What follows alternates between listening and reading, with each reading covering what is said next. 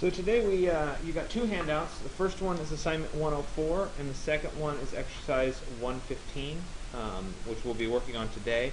We moved today from the world of InDesign into the world of Illustrator. Things progress and move quicker as we go forward. We'll spend the bulk of the rest of this month, at least the next couple weeks, in the world of Illustrator, which is a great drawing tool. It's also a great way of assembling things after the fact and tweaking a few pieces. It used to be kind of the primary way of doing architectural collages. That's changed a bit, and that more stuff is being done in Photoshop now, which is fine. But I will still show you a bunch of collage techniques relating to Illustrator. That will take the bulk of October.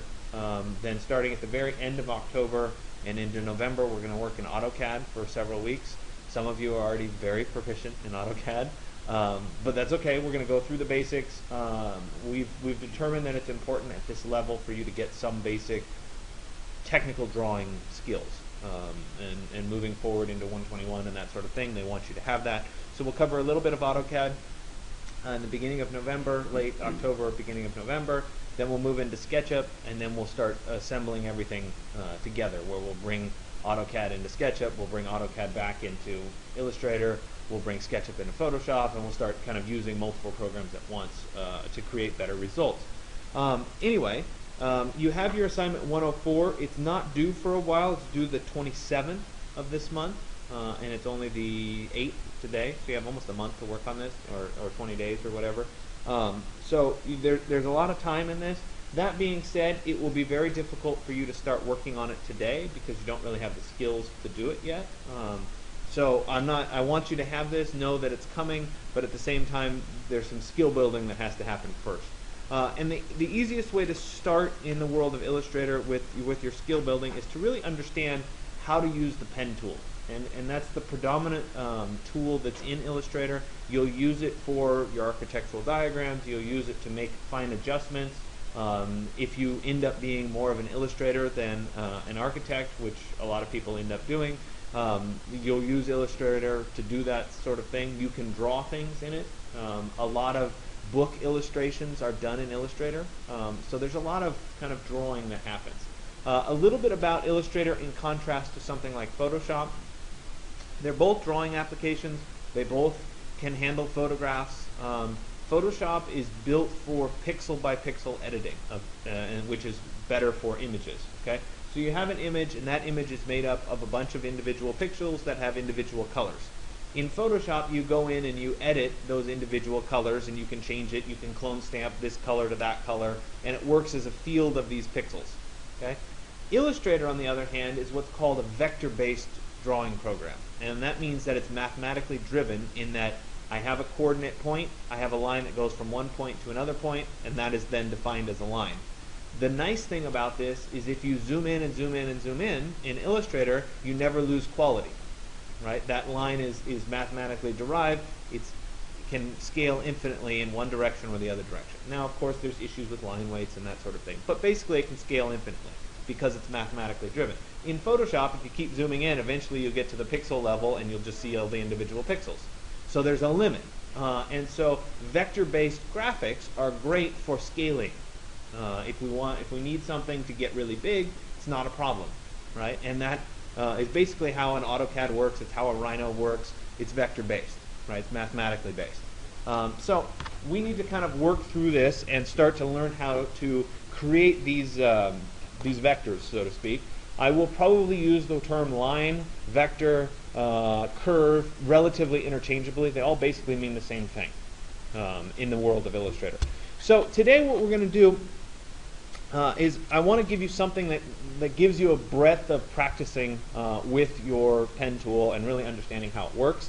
The best way that I found to do that and to really build your skills was going to spend 2 days doing this. You're going to create a font.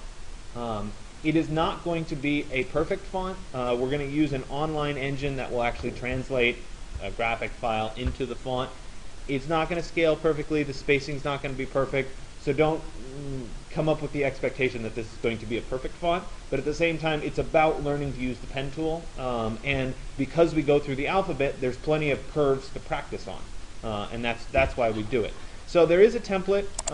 You can download it from the website that we're ultimately going to use, but I created one that you can download that's already set up in the world of Illustrator to make your lives easy. If you go to the Digital Tools site and you go to exercise, fall 2014, go to exercise 115, at the bottom you'll see there's the PDF, but there's also an Illustrator template for exercise 115. So you'll want to use that. You'll right click on it and say save link as, or download link as, depending on if you're in Firefox or not. And you'll save that onto your flash drive. It will save as a .ai file, which is an Adobe Illustrator file. One side note about Illustrator files: .ai is the primary Illustrator file format. Adobe, however, has decided that PDFs are kind of appropriate for Illustrator as well. So sometimes you'll end up with a PDF file that's editable in Illustrator, and so it'll have the PDF extension. That PDF file has all the layers and everything just like the AI file. It's just a weird Adobe thing. I prefer to save it as a .ai because then I know it's an Illustrator file, not something that I'm going to go print. Yeah. From Illustrator? Yeah. Yeah. So it's Adobe's trend. It's nice in a sense because you can always print from it. You can open it. Anybody can open it because they can open it in Acrobat and see what you're working on, which is I think why Adobe's pushing that direction.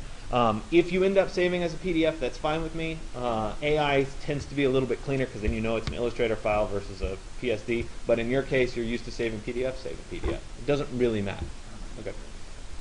Doesn't matter for what we're doing. So anyway, you're gonna save that, and then you're gonna open it in Illustrator. And when we open Illustrator, it looks remarkably similar to the other programs that we've used. It looks very similar to InDesign. It looks very similar to Photoshop.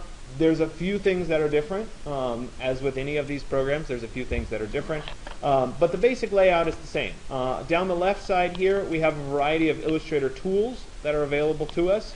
Across the top here in the ribbon are basically specific information about the current tool that you're using. On the right side here, by default they're collapsed, but these are a bunch of your individual windows that can open. You can access them through the window menu as well. Same thing as before, we have the essentials, and then we can, depending on what we're trying to do, we can work with those other tools as well. There are things like line weight that are available. The other thing that can happen a lot of times in these little windows is that there's more information than is shown by default. And if you click on the little triangle with 3 lines here, you can say show options, and then you get the rest of the information. So by default, Illustrator hides a bunch of stuff.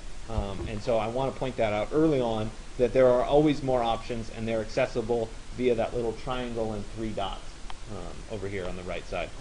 So for example, if we're looking at stroke, we have weight, which was what was available without any options shown. And then when we show options, we can control how the lines end, how the corners look, and a lot more specific information about that, which is something you'll certainly want to play around with today. So this first page, which I know on the projector you can't see the grade numbers and letters behind like I can on the screen. When you download it, you'll be able to see it a little bit easier. I'm going to go ahead and zoom in a little bit, like so, and I don't know, yeah, you still can't see it. And I'm going to start with the capital letter A because it's usually the simplest, it's a simple letter. This actually has this weird parallel to my daughter who's in preschool right now, and every week they learn a letter. And so they start with the easy letters, the T's and the L's and that sort of thing. So we're going to do the same thing. Not that you're in preschool, but when you're learning this, it's kind of similar in a sense.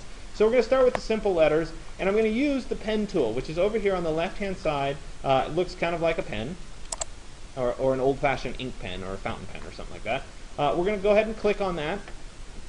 And it's showing me right now that I have a little circle next to my, the cannot work sign. That's probably because my layer is wrong. So let me come over here to my layers window, and yeah, it's on an off layer. So let me make sure I'm on font page 1. There it is. The guides are the blue lines. You can turn them on and turn them off. I just put them there to help you with where your letters should go. And the page in the background I can turn on and turn off as well. Okay, so I'm on the font page 1 layer. I have my pen tool, and I'm going to start to draw. Okay, and this is going to work when I do a single click. It's going to create a starting point for my line. When I make my next point, it's going to make a straight line between those 2 points, and I'll come down and I'll make my third point, something like that. Okay. Now by default you saw, and you might not have seen that as clearly as it could be, but it filled with white and it had a black stroke. And if I look over here at my fill color, it's white, and my stroke color is black. I don't want my fill color to be white. I want it to be transparent, so I'll click the little red slash to make it transparent so that I can still kind of see through. Okay, and if I zoom in a little bit more, we can start to see there's the beginnings of my letter, and I want to make a cross. And one of the challenging things about Illustrator is it doesn't by default like to have you make a line that's directly on top of another line. And so if I were to do that, it's instead going to add a control point rather than add another line. So I want to be slightly off the line. Oops. And I want to start and do a new line. I don't want it to be continuous, so I go to this black arrow tool, which is also the keyboard command is V. And then I'll jump back down to my pen tool. Keyboard command is P, so you'll get used to the keyboard commands as well. And I'll go ahead and draw in a horizontal line that represents my A. Okay? So if I look at this, it's okay, right? This side looks pretty good. This side, there's a little gap there. Also, this angle is a little bit long versus this angle. So I need to make a few adjustments. And what Illustrator gives us is it gives us 2 selection tools. There's a black arrow and there's a white arrow. And I will probably interchangeably refer to the white arrow as the white arrow or the direct select tool, which is what it actually is. The black arrow is just the regular select tool, and the white arrow is the direct select tool. What the white arrow does is it allows me to specifically select an endpoint of a path, right, or a line or a curve.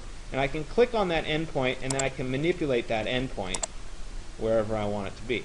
So if I wanted it to be horizontal, I can drag that piece over, drag that piece over. If I didn't like where this ended up, I can adjust that as well.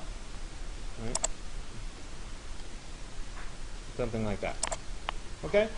So the other thing that I could do is I could select an endpoint, and I can come back to that stroke palette, and remember I turned on my options, and I can choose what it looks like at the end. Do I want it to be rounded at the end?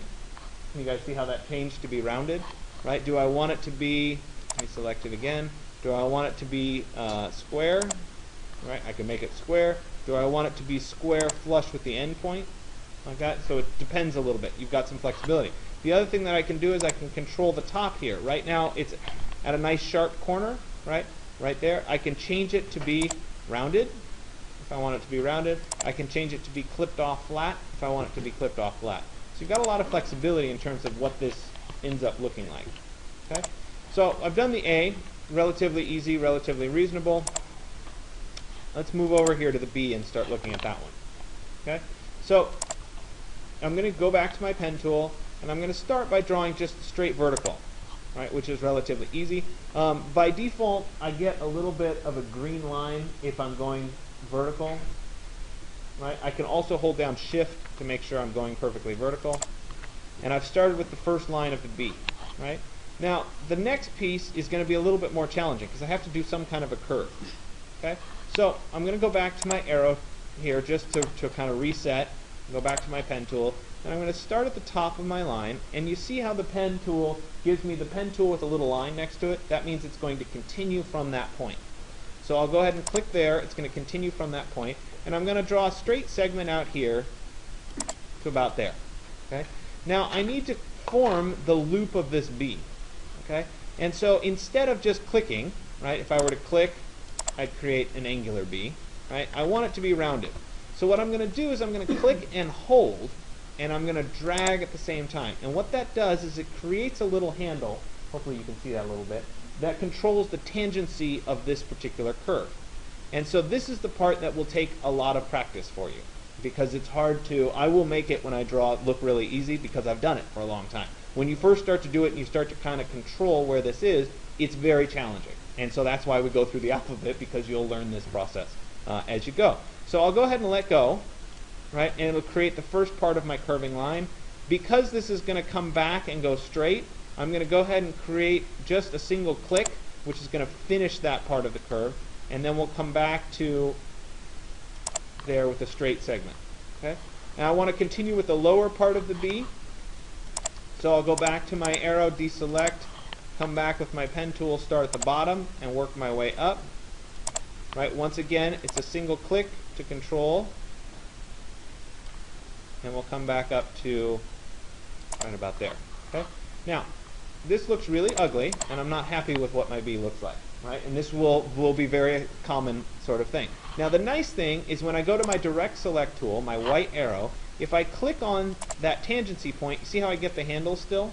Right? I now have the ability to, 1, move this point, right? And 2, control the handles to control the curvature of what that looks like. So I can increase how much it's curving or decrease how much it's curving. Right? I can also come back here and control this point, drag that up like that, round that up a little bit. This one needs to go up a whisker as well. It needs to be a little bit shorter. Right? And so I can end up with a B that's reasonably correct. Right? If I'm unhappy with one of these points, right, of course I can continue to adjust it just by selecting it and then working with the tangency points to keep tweaking it. Right, something like that. Okay? So I now have the B created. Right? I'll move on to the C, a little bit more challenging. Sometimes, excuse me, rather than drawing the C from scratch, right, so I could draw the C from scratch, click and hold, click and hold, click and hold, something like that, right? I can do that, but it's not the most attractive C in the world. So instead, I'm going to go ahead and delete this. There we go. I'm going to use one of the preset objects here, and I'll use an ellipse tool, and that will let me create the basis for my C. Something like that. Okay? Now I can do some manipulation. So 1, I want this to be in a little bit more, something like that. Right, I probably want this to be in a little bit more. I'll drop this down a bit. This up a little bit. Actually, we'll leave that there. I want to check and make sure my heights are approximately the same.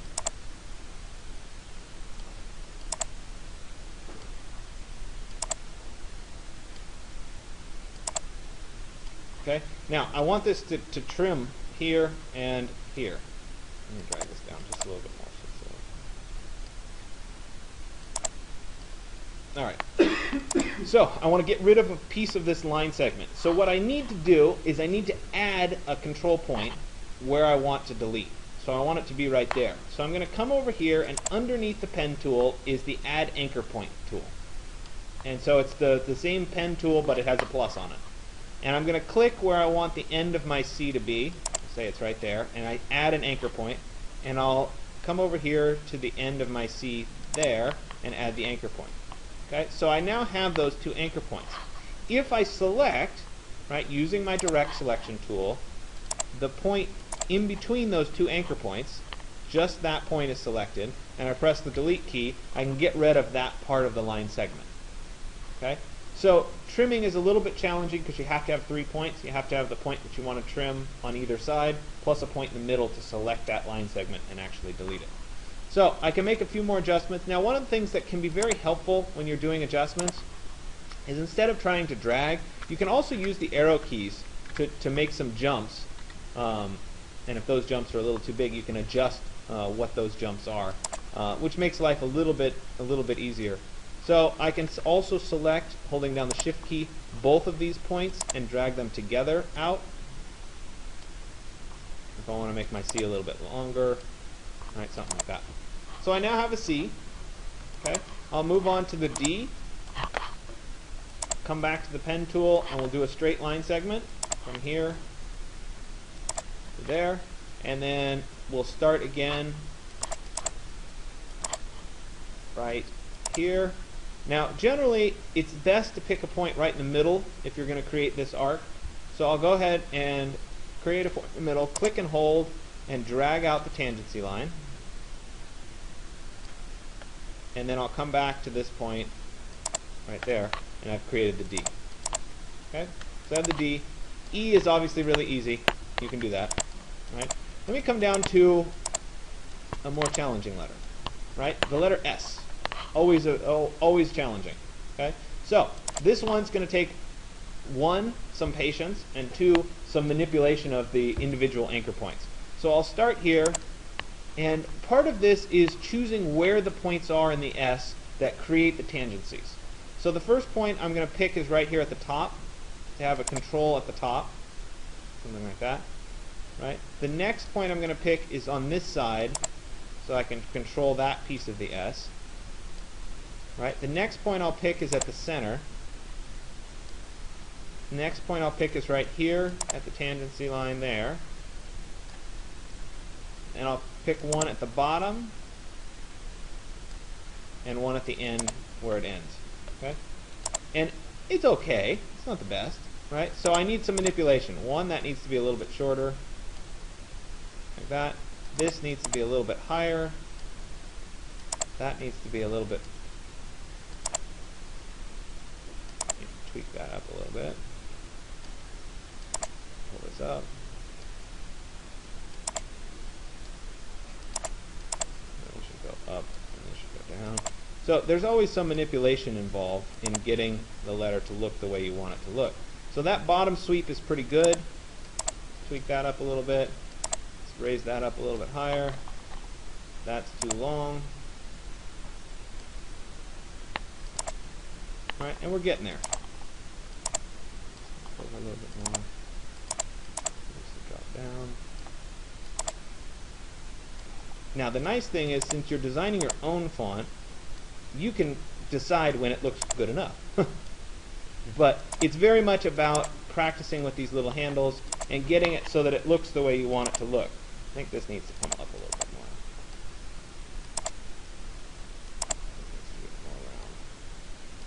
more. Right? And so eventually, if you stay patient, you can get it. Okay? The other strategy on something like this would be to use some preset objects where we create the top of the S, right? And then the bottom part of the S. Right, that should be a little bit bigger.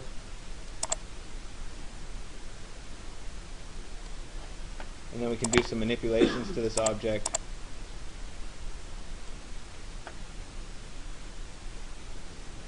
Hold on a second. Just like in InDesign, there is a free transform tool that will transform the whole piece. I want to squish this down a little bit. Oops.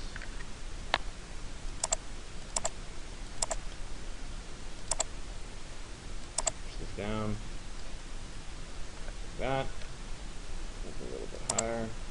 And I'm going to use that add anchor point tool to control where the top of the S is, right, where the bottom of this tangency line is, and also where it's going to connect right there, and where I'm going to chop off the end there. And then I'll go back and I'll get rid of, so that's where I wanted it to be. I look for my next point, there it is. We'll go ahead and delete that segment. We'll also select this point and delete that segment. I'll get rid of this segment. And this oops. That segment there. And then I want to connect these two pieces, so I'll go back to the pen tool. Remember, when I get that slash, it means that I'm going to connect from that point. I'll come over here. This time I get a little circle in my icon. Oops, sorry. It's really hard to see. It's below that number. And so the two will connect together. And I've created a better S than the one that I originally drew. So I'm using the preset objects. So there's two different strategies on that. Now, the other thing that frequently people will ask to do is, how do I start to manipulate these letters to make them look more than just a skinny line? And so we have some strategies. The first thing is that we can adjust the stroke weight, right? So I can make this line thicker if I want it to be, or thinner if I want it to be. We can, like I said, adjust the corners, right? So it can end in a round corner, or it can be a sharp corner, right? Something like that, depending. Okay. But the other thing that can happen is sometimes we want to make the line fatter in one place and skinnier in another. And we can do that with a new tool, and this is something that's in CS6. I don't believe it's in any previous versions. That's called the line width tool. And so if we come down here, there's an icon. It looks like a little squiggly right here. It looks like a little squiggly line with a couple dots in it. It's hard to see. It's called the width tool. And when I click on the width tool, when I come over a line segment, I can click and drag, and at that point I can control how wide that particular segment of the line is. So I can control the center of this line is pretty fat. Now this already has a little bit of width to it, so if I wanted it to become sharp there, I can click and hold, and it's the same kind of a drag. I might have to zoom in to see it.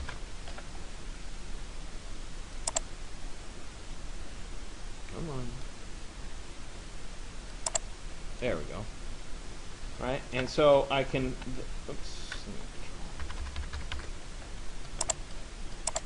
I can get to my S, right, and so maybe that's a little bit too fat, so let me come back and we'll shrink that down a little bit, right, and I can end up with my S, right, that has a nice taper to it, right. I can come back up to one of my previous letters here, say the D. I can control the same thing with the line width, right. I can make this part of the D a little bit fatter, right. I can make this part of the D a little bit fatter, right. I can also control, if I want these, I have to zoom in. Sometimes you have to zoom in to see these handles a little bit better. I can say I want those two to come to a point, and I want those two to come to a point. Maybe I'll adjust this down a little bit more. And you can see that I've adjusted that letter as well, right? Now I can, at any point along the way, I can also make adjustments. So let's go back to my line width tool. Let's control this end first. Actually, let's control right here. Let's make that a little bit fatter. Make that skinny. Make that skinny. So right now it's a taper, but I'd like to make it a little bit fatter here. I can control that independently of this one. So I can have as many points as I want along the width to create basically any shape that I want. Does that kind of make sense how that works? Okay. The one other option that we will spend a little bit more time with down the road is that you can assign what are called brushes to an individual line. Let me go back to the A here for a second. And we'll cover this again a little bit more in depth. They're right here under brushes, and you can pick, there's a set of presets here. If I open brush library, I can go to artistic, and I could say, let me go to calligraphy lines, and I can choose to apply, say, a calligraphy line. Oops, too big. Right, something like that to it, if I wanted to do it. Now, I have to adjust the stroke width because it's a little bit too big, so let me come back to stroke, right, and let me drop this down. That was the wrong direction. Right, something like that, and I can have a calligraphy letter versus a standard letter. So you can see that I can transform the basic letter shape relatively easily into something that's pretty custom, right? So let me take this and we'll apply that same calligraphy stroke to it, and we'll drop this down to 0.5, right? And I have another calligraphy letter. It might be too ugly, I don't know, right? We can also change what the direction, let me select it again, of the calligraphy brush is, right? So that's a much fatter setup. So anyway, you get the idea in terms of what you can, how you can play around with what one of these letters look like. Okay. So the primary goal today is learning the pen tool and practicing with the pen tool, creating the letter forms, The secondary goal is to play around with what the letters actually look like, and build some letters that are nice looking that you can ultimately turn into a font. The one thing that I will point out about a setup like this where you can create your own font is if you have time down the road, it wouldn't hurt to write one out that's your handwriting, especially if you get into architectural work. Because a lot of times you'll be doing or working on a project and you want it to appear a little bit more hand notated, but you're still working on a computer. And so I'm going to switch for just a second. We can stop this recording for now.